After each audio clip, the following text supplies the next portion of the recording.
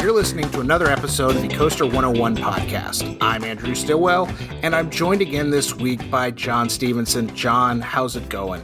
Hey, Andrew, it's going really well. Doing pretty good over here. How about you?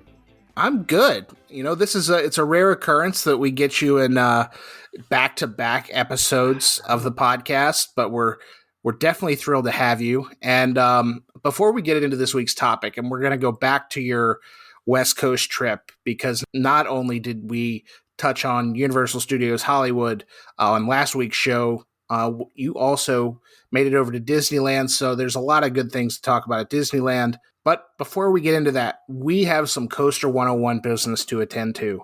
And right now, if you're listening to this on its release date, which is going to be August 30th, over the weekend, we had our annual photo contest nominees, voting procedure, however you really want to say it. Our voting form is live right now at coaster101.com. And John, can you give a little bit of history about the photo contest? I know it's how I found Coaster 101 and ended up joining the team like what feels like 20 years ago, but what's a little background on the photo contest?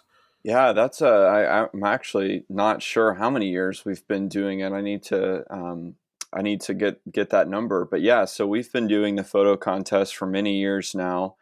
I would say probably 7 or 8, and it is a great way to showcase your photography skills. We always have at least 2 categories, and this year our categories are steel coaster, wooden coaster, and coasterless category, which is from shot at a theme park or a park without a roller coaster in the frame. And so we had some amazing entries this year. I mean, I think every year we have a really good group, but this year when I was going through all the entries, I was like, wow, we really have our work cut out for us this year.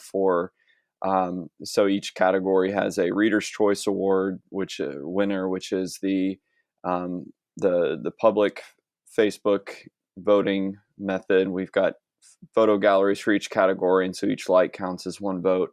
And then we have the Coaster 101 team winner, which will vote on our individually as a group, and so we'll identify a winner for each category as well. So it's a great way to, again, kind of get your photography out there and really just see parks. I mean, this year we have parks from across the globe that are pictured. So it's always a really exciting time. And I think this year, with more people going to parks than last year, I think we really, really have a stellar collection of photos to share. Yeah, I'm looking through some of the steel coaster photos right now. We've got Accelerator, we've got Corkscrew, we've got Dragon Challenge. So that's not a super current photo, but it's still pretty impressive. We've got Candemonium, Cedar Point, Velocicoaster makes a couple of appearances. There's Millennium Force. There's, I think, Daredevil Dive. I mean, you're running the full gambit of coaster photography here for steel photos, and then you go over to the wooden category. Obviously, you've got a couple over at Holiday World. You've got some really cool RMC shots. Oddly enough, we've got 2 of the Skyliner, and I'm not even actually sure where that is, but there is legitimately, out of the 20 category or 20 entries in the wooden coaster, the Skyliner is represented twice. And for a roller coaster I personally have never heard of, so internet, come for my coaster cred if you want to. I look forward to this every year, and it's not just because, like I mentioned, that I hold this kind of dear to my heart, because that was kind of how I found out about Coaster 101 all the way back in 2013 or whatever it was. And I won with my photo of Loch Ness Monster that looks like it was taken on a TI-83 calculator. So yeah, if you're listening, go to Coaster 101, go to our Facebook page, go vote for your favorites. The good news is on Facebook is you can like multiple and it counts for 1. So, but if you like more than 1 photo, vote for it. Give it a vote. Show it some love. So that's our Coaster 101 business for the day. And voting is going to go through the end of this week, right, John? Right. Yeah, and I just looked. This is actually the 11th. We've had 11 of these, which is crazy to think about. So we started in 2010, and here we are 11 years later. And it is fun to look back and see just in general the quality of photos that have, that have increased over the years. Because a lot of people shoot these with their phones, which is great because not everyone is able to take a giant DSLR camera to the park. So people really get creative, even with iPhones and whatever smartphone they're using. Which of course those cameras get better and better each year. So it's really exciting. There's a really good variety of types of photos, styles. So it's always fun. Yeah, and this is definitely one of the best years we've seen. It's tough. I went through my voting this morning, and it took me a little bit, but I did finally nail down some of my favorites, and hopefully you guys vote the same way I did because these people deserve to be rewarded. Yeah, absolutely. But Coaster 101 business aside, now let's go back to your trip to the West Coast. As we talked about on last week's podcast, you and Eric spent some time at Universal Studios Hollywood. You got to talk about the greatest and your favorite attractions over there and why Waterworld is so good. And I still don't get it, but I just, again, have to get over there to experience myself. But while you were over on the West Coast, you also got to spend some time at Disneyland, the Disneyland Resort. And then, no, you went to both California Adventure and Disneyland. Let's just get into it. What were you'd been to Disneyland before, right? Yeah, so I had been to Disneyland for the first time 2 years prior, and like a madman, I decided to do Disneyland and California Adventure in one day, which I would not recommend doing unless you absolutely have to. It was a very stressful day, kind of a blur, honestly. I mean, it rode as much as I could back when Max Pass was still a thing, so that helped. But it was still, I mean, I felt like a chicken with my head cut off. I was just running around. I lost my phone on Haunted Mansion, was just thankfully got it back. But so this time I actually spent 2 days and went to, you're able to park hop. You just have to start at one park each day that you, of course, you have to make reservations, and then you can move to the other park after 1 o'clock. And then after that 1 o'clock mark, you can go back and forth between the parks as often as you can. So this one was a much more enjoyable Disneyland experience. I had the chance to do just about everything that I wanted. There were some things that I did the previous trip that I did need to do this go around. So it was such a fun couple of days. It was great having Eric there this time. So, and of course, the finally got my Rise of the Resistance ride. Got to go on Webslingers. So yes, I am very excited to talk about those 2 days. Yeah, that's kind of what you make a really good segue into the first item of business that I want to talk about. For past listeners of this podcast, go back and there's an episode where John talks about his fall trip to Walt Disney World. And we kind of egg him on a little bit because when he visited Disney World last fall down in Florida, he did not get a Rise of the Resistance boarding pass either day or either time he tried. I think that at that point they were doing 7 a.m. and noon or whatever it is they were doing. But it was one of those things. And John, you're a pretty big Star Wars fan to my knowledge. And you went so many months without getting to experience Rise of the Resistance. And your first day there, I remember I was following along on Twitter, and you guys ended up with boarding group 6 for Rise of the Resistance. So not only did you get to ride it, you weren't going to wait all day to do it. So let's get right into it. Did Rise of the Resistance live up to the hype?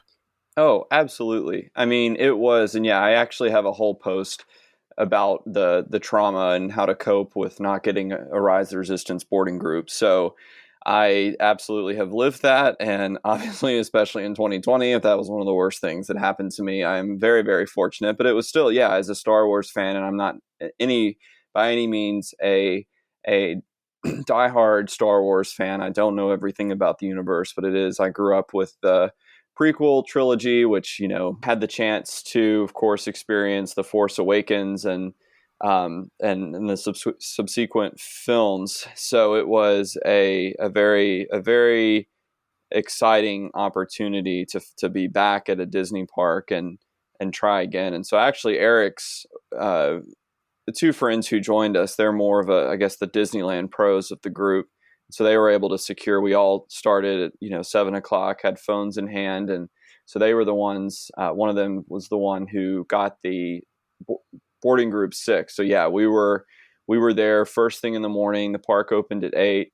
Eric and I went and got a Ronto wrap in Galaxy's Edge, which is incredible. Highly, highly, highly recommend it. They have a breakfast Ronto wrap, and then they have a plant-based Ronto wrap, which is what I got. I'm sure there's a picture of it on Twitter. If you go back far enough, it was incredible. So that was kind of the first ride of the day, but it was delayed opening a little bit, and I think that happened the second day as well. So they didn't start calling boarding groups until I would say closer to 9. But yeah, we were called almost immediately, and so of course we were already there, in Galaxy's Edge, and so we went and of course entered the queue and scanned our boarding group passes, and then began the ride. And so because we were there so early, the line really was almost non-existent. So we were kind of booking it through the different rooms and got to, and I'm gonna try to not spoil too many things because I know there are a lot of people who still haven't had the opportunity to ride it. But Mhm. to answer your question, it absolutely met my expectations. It's just an incredible feat in theme park attraction design. I mean, it is, of course, unlike anything I've ever ridden. It is, I mean, nonstop action. The pacing is incredible. It's almost like a 2-part ride of you are actually in 2 different ride vehicles. The actors, the animatronics, I mean, from top to bottom, it's so well done, and so you can just tell every single inch of that attraction is designed with purpose, and it's incredible. And the fact that I was able to ride it twice was just more than made up for missing out on it in Florida. Now you're just bragging. That's Right. just the way it goes. It's like it was a long wait, but yeah. Yeah, I remember riding it when I was down in Florida, February 2020, right before the world came to an end. And thankfully, we're getting out of that. But rarely, rarely do I get off any attraction, be it a roller coaster or a dark ride or a flat ride, thinking, what the hell did I just go through? And I say that in a positive way, it's just like jaw dropped, amazing scenes, amazing experience. The ride vehicles are awesome. And I know, like you said, John, we're going to try and remain as mostly spoiler free as possible. I know it's been 2 years or so at this point. So, but people still haven't gotten to do it. And I get that. But I am glad you got to ride it. I won't get to make fun of you anymore for not being able to ride it. So that's a little bit of a bummer, but I'm glad that you enjoyed the experience. And what'd you think of Galaxy's Edge on the West Coast? Were there any major differences that you saw? No, and that's one thing I've been wanting to look into, just try and determine if there are, if there are any differences. Because I will say this trip, we did have more time to explore it. We did get to go to Oga's Cantina. It was amazing. The fuzzy tauntaun, the mouth tingling, numbing drink it was incredible. I want that foam on every drink from here on out, alcoholic and non-alcoholic. And it was, I mean, it is such an immersive land. And I think for me, it's kind of like, obviously, Wizarding World of Harry Potter at the Universal Parks. Even if you're not a Star Wars fan, even if you're not a Harry Potter fan, which I am not, you walk into these lands and you're just transported to these universes. And it's even if you're not a fan of the franchise, I mean, it's hard to just not be kind of, I guess, have your breath taken away a little bit, because it is the scale and the theming and the attention to detail. it's just incredible. So yeah, Galaxy's Edge, I could not notice any major differences. I know obviously the transitions from the park to the land, I think Disneyland was surprisingly, I would say the transitions are a little better. I think it's a little bit more seamless. I mean, Disney World or Hollywood Studios is both of the parks do a good job, but I really, really liked Disneyland's, and I think that for me was a little surprising just because the space constraints at Disneyland. I just was really impressed how they pulled that off. But yeah, the land top to bottom, I could not. I could spend an entire day in Galaxy's Edge alone. So it was, and I think riding the attraction makes the area even more special or more significant because you do see how it kind of is woven into the land and how it's just the intro. I love how the entrance is a little nondescript. It's not this giant towering just intimidating entrance. It's a little bit smaller, Right. and so it really kind of sets the tone of how the story escalates as well, how you're going, and the action continues to build and build and build. And of course then you've got the final sequences, and where it's just, I mean, it is, you are in a Star Wars film. That's just the best way that I can put it. Yes. Well, you got lucky. You got your boarding groups for both days that you're at the park for Rise of the Resistance, but another attraction at the Disneyland Resort that also requires a boarding group is, I have no idea of the actual name of the attraction. I'm going to call it Spider-Man Webslingers, which is the new dark ride in the Avengers campus. What did you think of this? And I legitimately know nothing about this attraction. I'm trying to remain spoiler free for the next time I get out to the West Coast. Just because it's one of those things I just want to see person to believe it myself, as opposed to let somebody on Twitter or YouTube tell me how to feel about it. But, as someone on a podcast, tell me how I should feel about it. Not to get too technical, the official name of the attraction is Webslingers, a Spider-Man adventure. And I enjoyed it. I will preface this by saying I am not the biggest Marvel fan. I love the movies, but I'm much more a DC fan. Do with that what you may. I know with the films, not quite as well reviewed as the Marvel films, but anyway, I do like the Spider-Man films. And so the premise of this ride, so this is of course in the new Avengers campus, which is kind of a training ground for the Avengers, and so it's built within this web workshop, so to speak. So you've got Spider-Man, who Tom Holland reprises his role in that. So he's got some nice film segments.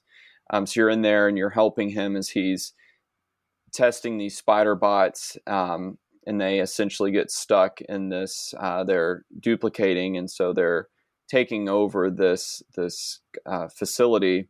And so you're placed in these ride vehicles, and you kind of get the same web slinging ability as Spider-Man. And so you are going through the Avengers campus, helping him eliminate or capture these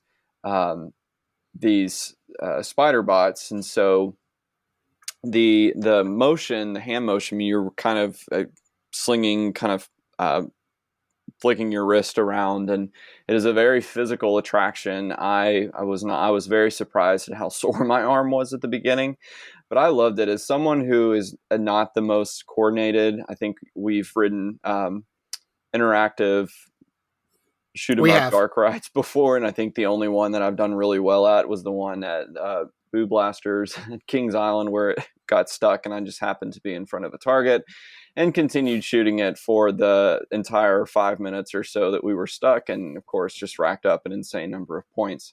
But so our group, and we were with Eric's friends who are very competitive and have been on the ride a few times, and we actually were the fourth highest scoring car of that hour. So we racked up 884,000 points. So, and of course it gives you the score on your vehicle, and each person as well has their own score. And so you're able to see to see how you did individually, and then with the as the group as a whole. So that was really exciting. But a lot of screens, which I wasn't a huge fan of, but given just the setup of the ride, obviously something like that you're going to need to rely on good number of screens. But I felt like it was well paced. It was the premise isn't that the stakes aren't quite as high as something having an actual villain who is attacking the campus, but I think the premise is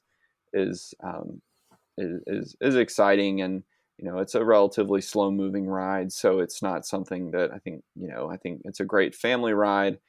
It's very immersive. I just love the hand motions. I think that was a really, it's ingenious. And there were kind of briefly explained some different motions that you can do, different styles to kind of how you wrangle the spider bots. I didn't really get into that much. I was more just kind of randomly slinging my wrist everywhere. For the first ride, I think if I was able to go back and do it again, I would try to be a little bit more strategic and not just be kind of flailing my arm around. But yeah, it was fun. I enjoyed it. I enjoyed the Avengers Campus. Again, I'm not as well versed with that universe, so I know that if you're a huge Marvel fan, you're probably going to get a lot more of the references and the characters. But I enjoyed the actual character, quote unquote, meet and greets, where it's really, you see these action segments and fights, and it was just, the land is again, it's very well themed. Attention to detail is incredible. Very immersive, and I'm excited to see what the kind of the e-ticket attraction that they're working on is going to be, because that's still very much under construction. So it's going to be exciting to see what that is. Again, not knowing very much about this ride at all, I've ridden the Ninjago ride down at Legoland Orlando, which it is a dark ride, interactive dark ride, but instead of a blaster or a laser gun or whatever, you feel almost like a DJ on turntables. You're just like boom, boom, boom, boom, slide, slide, slide, slide, like Ninja Stars. Was that kind of the same arm motion you were feeling with Webslingers? I'm trying to kind of get a visual here of how you're doing it, and it's just... Yeah. So I know this isn't a video podcast, so the listeners cannot see, but you're kind of like, kind of the same motion that Spider-Man makes, where he shoots the webs from his wrist. So again, I wasn't expecting my arm to be as sore as it was, but it's really, you're working all of the muscles in your arm, and it is, like I said, it's fairly fast paced, and so you're trying to, and with the 3D glasses, obviously it's, you're right in the middle of all of this, and it is it's a workout. And maybe as I become more experienced with it, I'll be able to be a little bit more, my precision will get a little bit, improve a little bit. But it was fun, very, very active. If your arm doesn't hurt after Disney Dark Ride, or if you're even doing it correctly, that's the question. Exactly. Like Midway Mayhem comes to mind, and I just I'm surprised I've never broken a gun at Midway Mayhem, just kind of pulling that pull string as hard as I pull it and as fast as I pull it. You mean Midway Mania? That's it. Not Midway Mayhem. Shout out to... we're giving them, we are giving them free press. Shout out to Dan. They do a lot of really good stuff down in Orlando. Check them out on Twitter at Midway Mayhem. And you're somebody who has ridden Amazing Adventures of Spider-Man at Islands of Adventure, as well as Webslingers. Given the choice between the two, would you rather Disney have created their own version of the original Spider-Man attraction at Islands of Adventure, or do you think this has its own place at Disneyland? I'm going to have to say Amazing Adventures of Spider-Man at Islands of Adventure. I think for me, in general, I'm much more of I prefer to take more of a passive role in a amusement park ride and theme park rides. It's especially with these ones that are so well designed and are so immersive. I much prefer just to kind of sit back and enjoy someone else's work, not so much work myself. I know that sounds very lazy, but it's something where, and with Amazing Adventures, I mean, the set pieces are incredible, and it's more fast paced, it's a little bit more intense, and so I would say that's the one if I had to choose between the two. I think in some regards they're so different, but when you're looking at them, or if I have a choice between the two, I would definitely choose Amazing Adventures. I think so. I think I would have rather Disney had built something more on the Amazing Adventures side. I think that would be a better fit for the Avengers campus. However, I know that the ride that they're building is probably going to be a little bit more on the intense side. So when these two attractions are open, I think Webslingers will make more of a logical, will be a little bit more of a logical fit, because it does cater to more families, whereas the new ride I think is going to be a little bit more intense. So that's my pick, and I know you haven't been on Web Slingers, but just given our discussion, Yeah, which do you what about, do you prefer the interactive or more of the passive experience? I love interactive dark rides, and I know we've a future episode we're going to talk about kind of our guilty pleasure attractions. And I if a park has an interactive dark ride, I don't care if it's a simple Sally dark ride shooter or the more advanced Triotech Ninjago type stuff or Midway Mania, not Midway Mayhem. Again, shout out to Dan. I always love, and I think it's the competitor in me, I love the interactive dark rides. That said, Amazing Adventures of Spider-Man at Islands of Adventure is just a class in how theme park attractions should be built. You've got your screens, you've got your over the top, larger than life practical sets. I mean, I always think about that, the moment in the ride, and I think it's been open for 22 years at this point. I think we can talk about it a little bit. When the Doc Octopus laser beam or tractor beam or whatever he has, the shrink ray, I can't even remember, anti-gravity cannon, I think is what it is. He puts the spotlight on the Statue of Liberty head, and that's like right in front of you, and that's really just, the ride vehicles kind of bucking and going to and fro and things like that. The fact that that ride was built in 1999 just shows how far ahead of its time it was. And I think there's definitely merits for interactive dark rides. Again, I can't go to Carowinds without riding Plants vs. Zombies Garden Warfare 3Z Arena, which is the full name of the attraction. But if that's open, I'm riding it. And it's not just to get the AC. It's because I want to be the lead person. I want that spotlight on me at the end of the experience. So I love interactive dark rides, but I think if you're basing an attraction off the Amazing Adventures of Spider-Man with technology 20 years in the future, I think you would kill it. But like you said, I think what is it, a Quinjet ride? Again, I'm Yes. not familiar with the Marvel Cinematic Universe either, but if you say it's going to be more intense, they probably will complement each other, but you can't know that until both of them are open. I don't know what the timeline is, but we'll see what happens.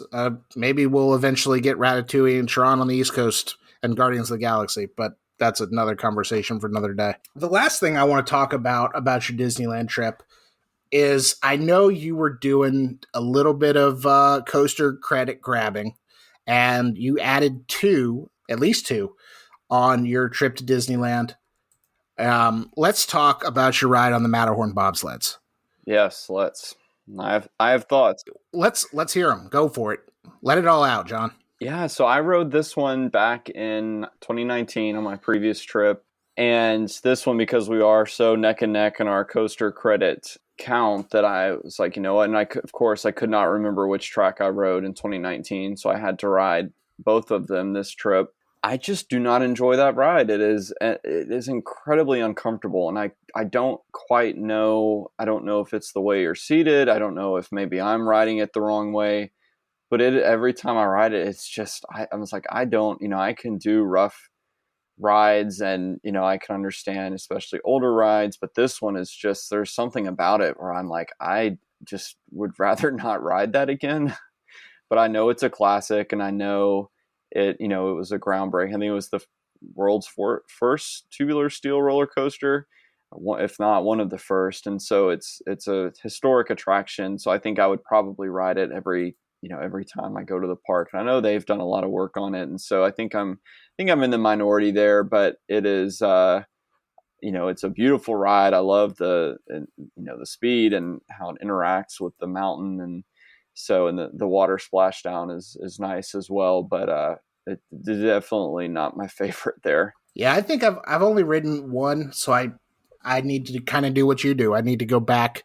When I go to Disneyland, I have to go over there. I have to ride both sides to ensure that I rode the correct side. So, but you also got on the not Inspector Gadget themed Gadgets Go coaster. And I mean, it's a kiddie coaster. I'm not going to ask you to wax poetic about a kiddie coaster, but did you really think for all of these years of your 30 years of life that this coaster was Inspector Gadget themed and not Chip and Dale Rescue Rangers? Okay, so yes, I am not a Chip. I just know very little about the Chip and Dale characters. And so I didn't even get back to Toontown on my previous trip. So I very much wanted to go and check it out. And they're doing some reconstruction of a path of one of the main paths to that area. So it's an easy to miss area. So I went back there and it was more like a ghost town than Toontown. And the coaster had actually gone down and was down for about an hour or two. And so I was kind of standing around. So I was like, I'm going to get this credit if it is the last thing I do. But of course I was waiting on my boarding group to be called that day, which I was group 83. So I didn't get called until around noon. But yeah, I mean, it's a standard, very similar to the Goofy coaster at Magic Kingdom. But, it's cute. There's some things just nothing exciting, but yeah, it was a credit that I got. So there you go. Yeah. The Chip and Dale Rescue Rangers theme song, if you want to pull that up on like Spotify or Apple Music, go ahead and pause this podcast and just go listen to the Rescue Rangers theme song. It's again, that's something I was like a kid. So we're talking between 25 and 30 years ago. That theme song still just hits. It's good. So, but I was a lot like you. I didn't realize it was Chip and Dale up until a couple years ago. And I was like, that makes so much sense. Yeah, because I'm pretty sure Inspector Gadget is not a Disney property. So I don't know how I created that alternate universe in my head, but it was good. But I just got to say, Mickey and Minnie's Runaway Railway is under construction in Toontown at Disneyland. And I'm so excited for that ride to open because of my trip to Disney World last year. Although I didn't get on Rise of the Resistance, obviously, Mickey and Minnie's Runaway Railway was the surprise hit of the trip. I mean, that is such an incredible ride. And maybe it's because I just went in with, having zero expectations, but I'm so excited that they're getting it on the West Coast because it is. And I think it's going to bring a lot of life to Toontown, which again is, a lot of the attractions are dated. And it's just a very much kind of a untapped potential, a lot of untapped potential there. And so I think this ride is really going to inject some life into that area. So I can't wait. I'm excited for them to have that attraction. Nice. And then to go back to the coaster count question, what's your number at right now? Looking at it right now, it is at 253.